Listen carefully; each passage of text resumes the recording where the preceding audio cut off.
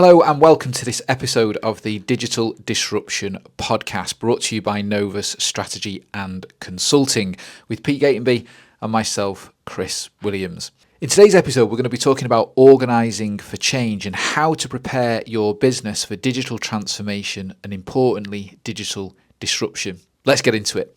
So today, Pete, we want to be talking about organising an organisation for change. Might seem an odd topic in the fact that we've been kind of going through transformation and change across sort of the home buying industry for a number of years now. But at the start of the year, we set out in this podcast sort of how much this year and beyond we were going to see almost exponential change, and specifically in terms of pace. And I thought it'd be important that we kind of regrouped around this topic, specifically organising a business for change, because irrelevant of what role you play in this ecosystem, there is significant not just change but transformation on the horizon across all sort of core fronts of the conveyancing and home buying process. So for me, first thing I thought would be good to talk about is organising a business for change. What are the best steps and the first things that organisations really need to be doing, irrelevant of whether you're a lender, law firm, vendor, wherever you sit in this ecosystem? Absolutely. I think this is very much business agnostic in terms of how we approach organising for change and transformation and digital disruption as a whole. It sort of falls into a number of categories, really, probably 3 or 4. The first is obviously the people side, preparing, making sure your people are ready for change. We'll break these areas up as we go through this. The first would be people. Second would be almost your technology delivery and product delivery process or process preparation. And then the third, which has quite a few subsections, is almost readiness, which you could argue the first two could sit under, but the first two definitely warrant being their own. But readiness within the various areas. I mean, we're talking a lot about AI readiness at the moment, and readiness to embrace that as a technology. Of course, AI has been around for years, but hot on everyone's mind at the moment. And actually, what we're finding is people are not necessarily ready. And so, while that's the biggest disruptive technology that's driving that disruption at the moment, a lot of organisations that we're talking to are not necessarily ready for it, and so that readiness is really important. But there's quite a lot that underpins that readiness portion, which we can get into as well.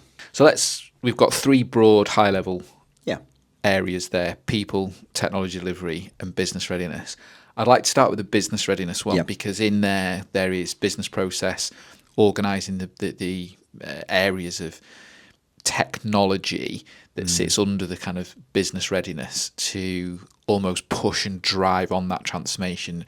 And specifically, I know this is a big one, data. Yeah, absolutely. Absolutely. So when we talk about readiness, and I am going to talk about this in the context of AI readiness, just because that's a really hot topic that we're discussing a lot with our clients at the moment. When we talk about readiness, it's readiness to embrace a technology. And so what does that mean? If we break that down, again, using AI as that technology itself, you've got different areas that really affect your ability to adopt that technology within the business. And so, again, taking AI as the example, we're talking a lot about, we want to embrace this new LLM model to do this specific business reason. I don't know, and it could be analysing data, right? It could be predicting borrowing trends for a lender, for example.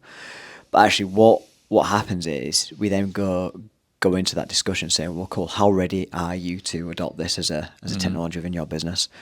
And the first thing we do is look at the data and say, well, actually, we need to organise your data, because you don't have data lakes that we can pull the data down on. The data is not cleansed. Actually, it's not even in a usable format, or even worse, we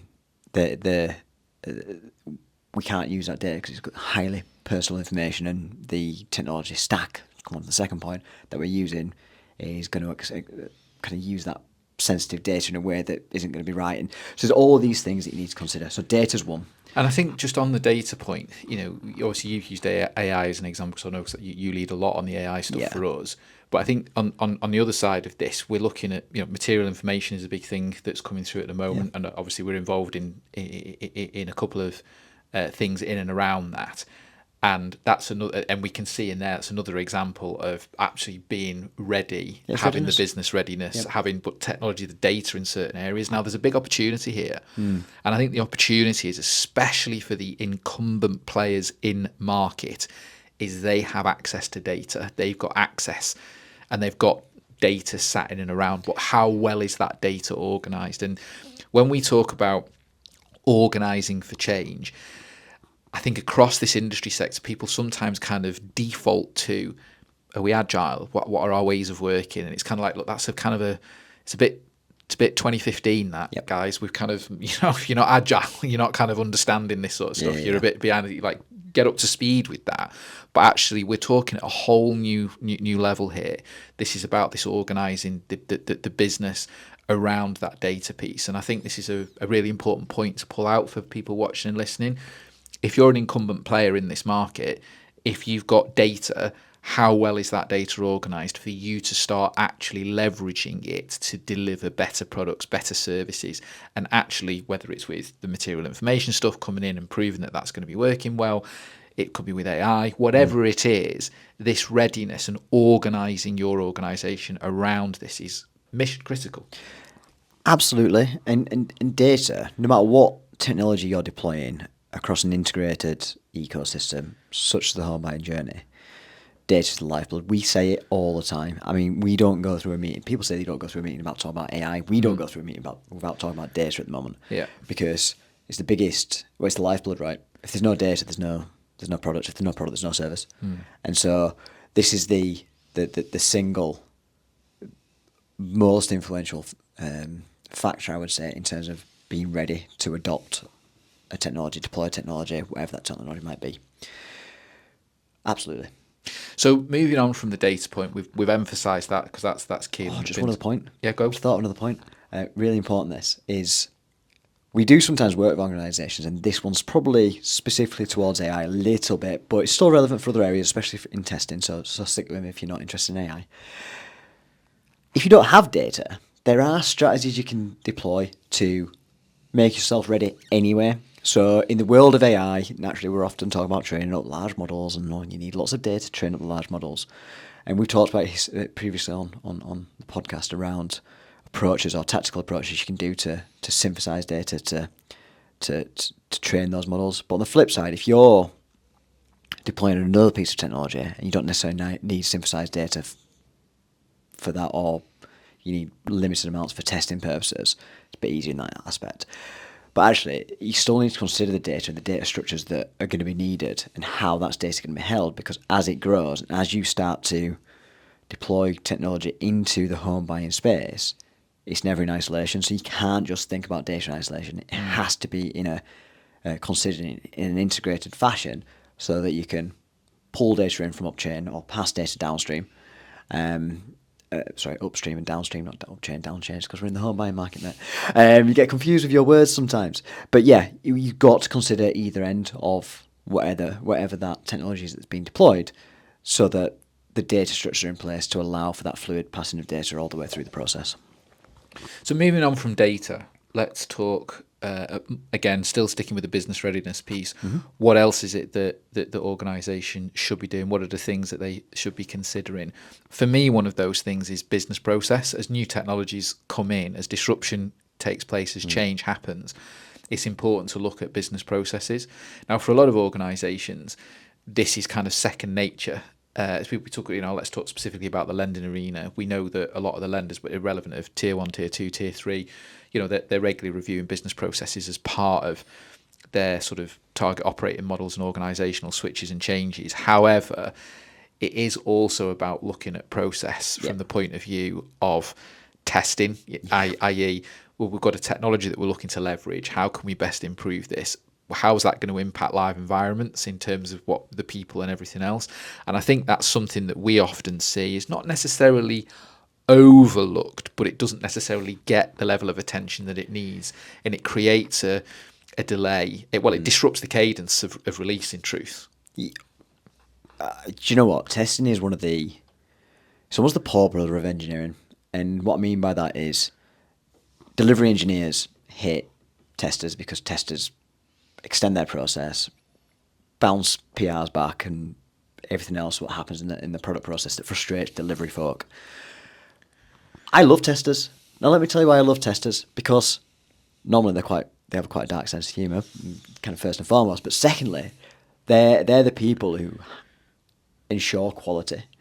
And so testing within your technology delivery process is everybody's responsibility. And when you talk to a modern delivery product team that's working at a high performance level, and that's kind of really key, high performing product teams, the testing responsibility, they will have a test engineer that oversees it, but they decentralize that responsibility to every single engineer who are deploying who are building in the unit tests into every single user story that they're taking and completing.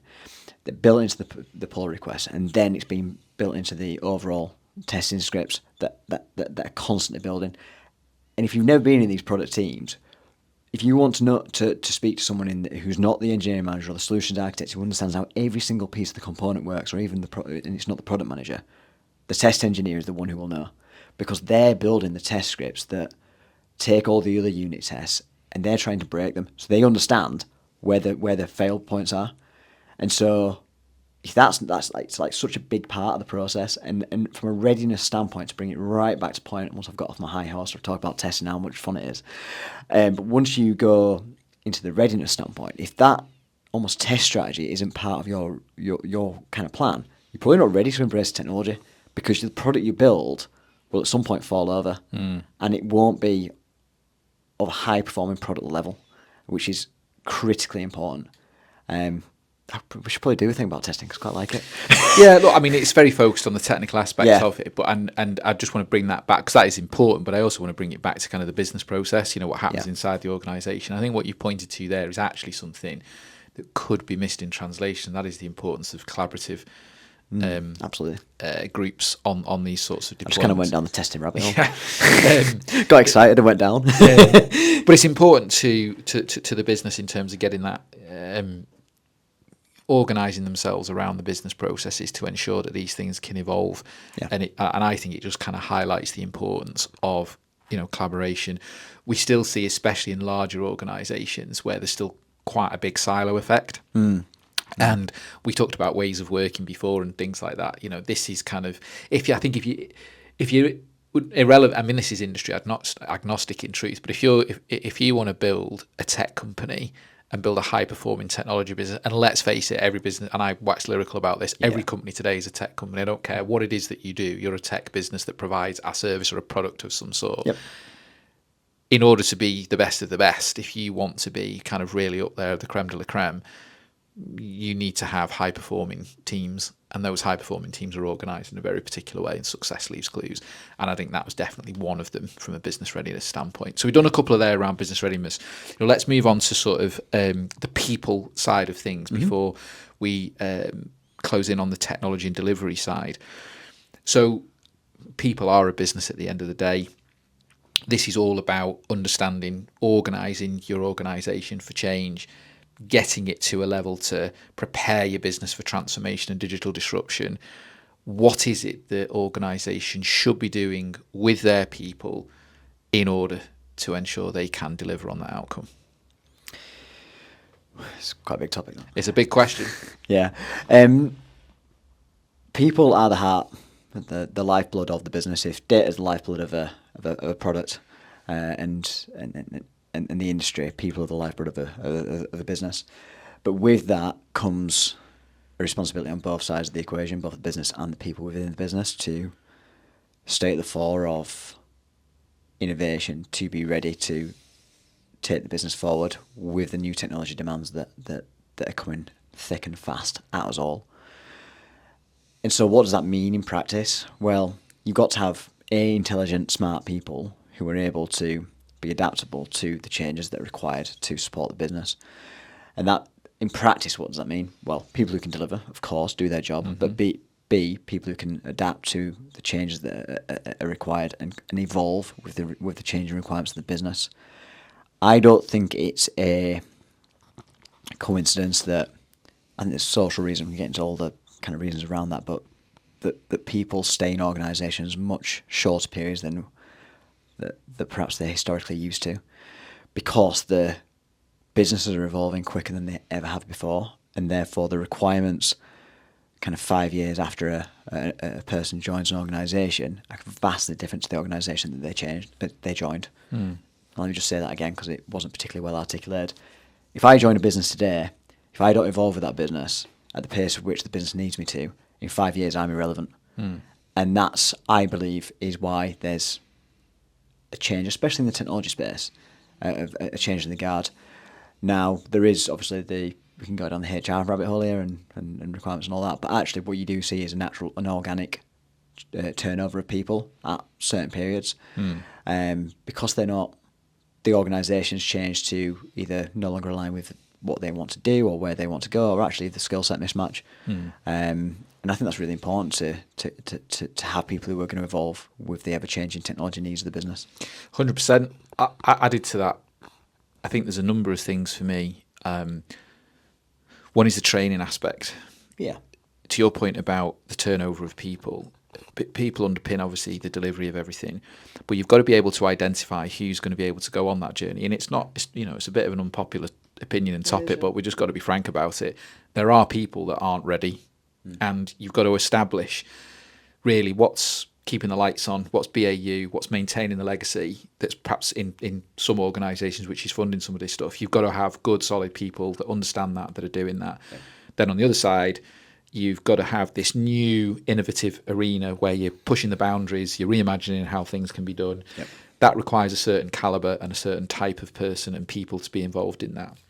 And ideally what businesses should be doing is working with their people to say, right, here's where we're going, and being really clear about that. And I still see this to this very day, that people run so fast, people being executive units typically, or they push down into sort of middle and senior to middle management, and then they run at 100 mile an hour, but nobody's actually articulated the vision very clearly about, here's the destination that we're going to, the pathway that we're taking looks like this, but as ever with innovation, change, and how things are going to go, this might kind of ebb and flow a little bit, but you're all vital to the success of this, and here's where we're going. Cascading down from there, you then go into the, well, who sits where to kind of help us do this, and it's really important to be continuously talking to the people to see who wants to go and sit in there. And what I found in businesses, most of the time, you'll get people that are kind of all in on the new innovative stuff. They're not worried too much about not having a clear pathway. They kind of thrive on the test and basically failing fast kind of environments, and they kind of thrive in that. And then you've got other people that are a little that's not really kind of suited to them. That's okay, and that's okay too. Yeah. So I think sometimes there can be this very almost binary view of like, oh well, they're restricting us from going, how do we kind of manage them out or whatever else? And it's sort of like, no, you got to work, position them. You got to position them and work with them to position them. You're always going to get friction, and it's how you manage that friction. And my experience has always been, you can tell the maturity of a team based on the levels of friction that kind of come into play, and usually that's derived from poor management practices or micromanagement practices. And I think it's important to kind of like, when you're kind of organising yourself for that, and most businesses are going to be full flow into major transformation programs at the moment. And so I think that it's really important that you've got to go back to this stuff and continuously assess it. You talked about HR. HR actually play a key role in this. And what I find interesting, especially when we've done assessments historically, our assessments have kind of gone to HR at some stage of the review. And typically it's part of a readiness review. And they're kind of, what do you want to talk to HR about? So, well, if they don't understand this and how it works, they don't necessarily understand how to kind of organise their practices around supporting your people through these processes, because this is going to happen. It's going to happen fast. And so still to this very day, it surprises me that that's not done. I think the third and final point I'll make on this, there are a lot of organisations, both large and small, but more boutique-esque consultancy / training companies that will be providing coaching around Agile, product ownership, whatever, different areas of the business to kind of help people go through that. And there's a whole kind of cottage industry that popped up to deliver this. And by the way, there's some really, really Some really good ones. Really good ones. And obviously we're connected to a few of them, but I hasten to add a few because there's a lot of really shit ones, to be honest. Yep.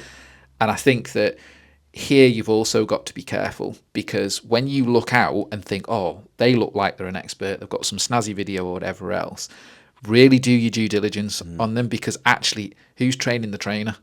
Yep. How well versed are they in kind of new ways of doing things? And, that's really important, because as you start to educate your people, you can't always do it from within. You've got to bring some external help in.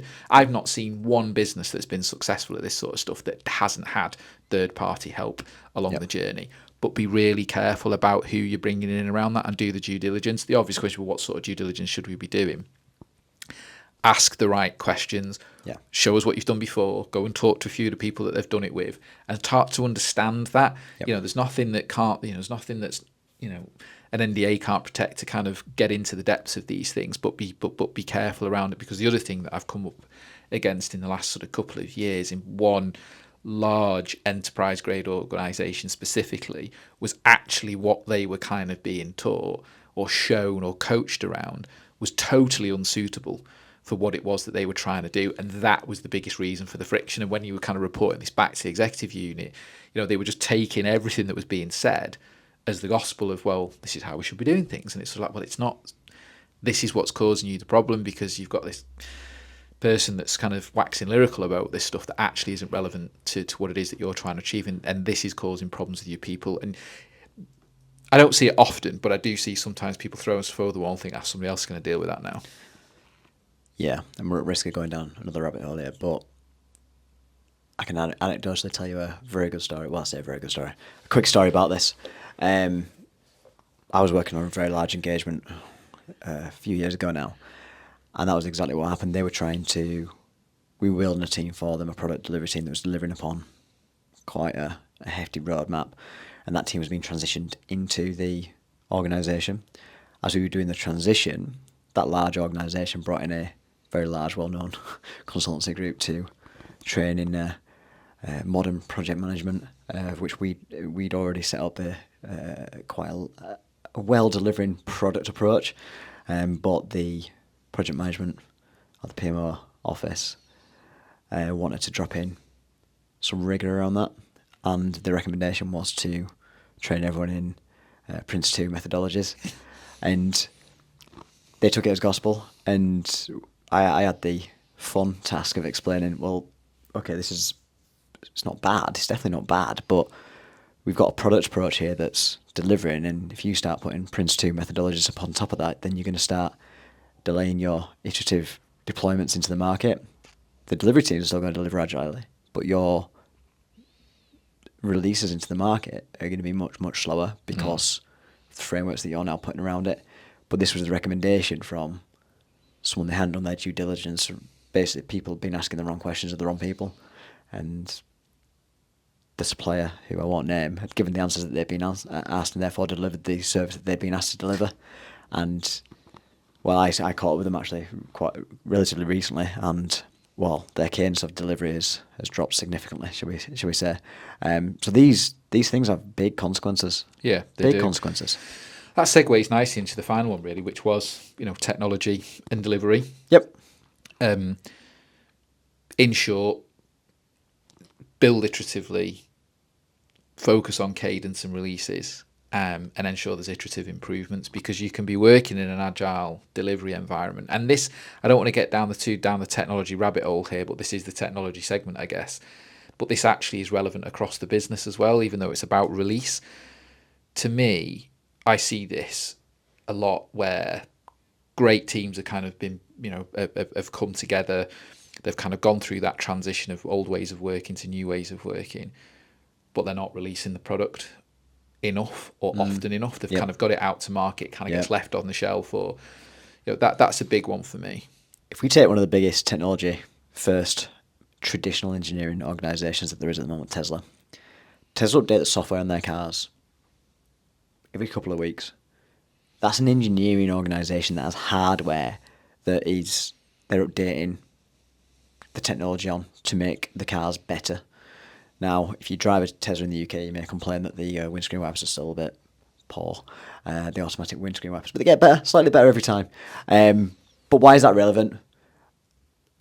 That's possibly one of the most complex areas in which you could deploy iterative technology deployments into the live environment because of the hardware that's involved and because of the safety and everything else that sits around it, the compliance that they have to go through to meet EU safety regulations are huge. Why is that relevant to our market? The amount of organisations we work with who have problems, or their technology delivery teams are working in incredibly iterative ways. They're delivering in an agile fashion. They've got good product principles. They've got unit tests that are built into the test scripts and full PR processes to make sure that the deployments are happening. So the pipelines are CI/CD and the deployments are happening all day, every day. The code is constantly being updated and deployed into the production-ready environment.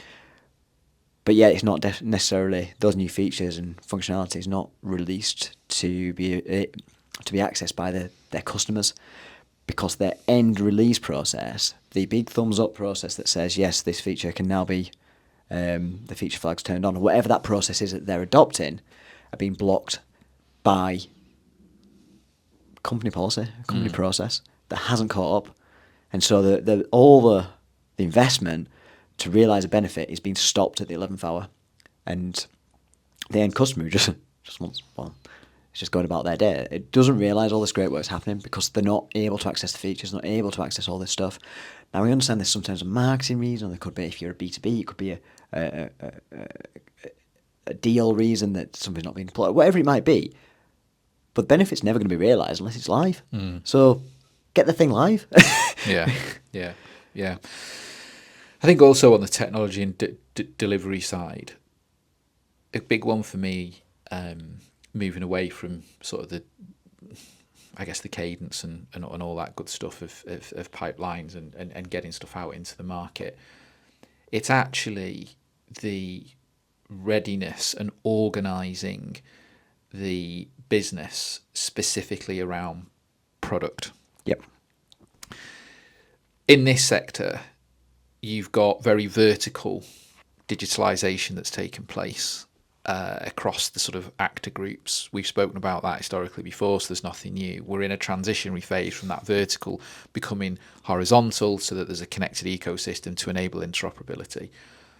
That interoperability piece and the technology side of things inside of organisations are relevant of where you sit on the ecosystem.